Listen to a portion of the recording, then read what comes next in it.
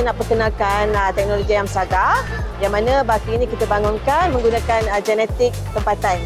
Dulunya dikenali sebagai ayam kampung Mardi. Ramai peternak berminat untuk menternak. Dalam masa yang sama, kita ke arah ingin menyumbang kepada keterjaminan makanan. Sebenarnya kita ada banyak teknologi lah, dan salah satunya teknologi yang kita cuba ketengahkan pada kali ini adalah teknologi retort. Teknik pensterilan yang diguna pakai oleh usahawan masa kini untuk memanjangkan jangka hayat produk makanan sehingga 2 tahun.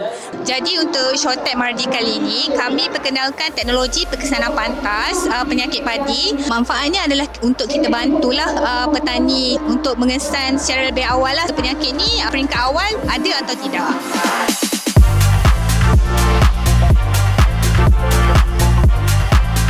Pintu depan hingga ke booth sini semuanya menarik. Kalau bagi saya suri rumah, setiap booth tu mesti kita beli.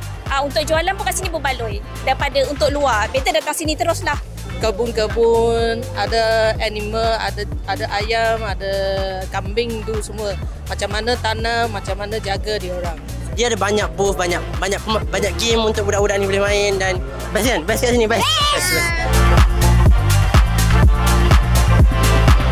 Harapan kami semoga teknologi-teknologi yang kita bangunkan di Mardi ini boleh diguna pakai oleh semua usahawan lah, Supaya dapat memberi kemajuan lah kepada sektor pertanian negara kita. Korang semua boleh datang ke Shortech Maib Sedang. Jom.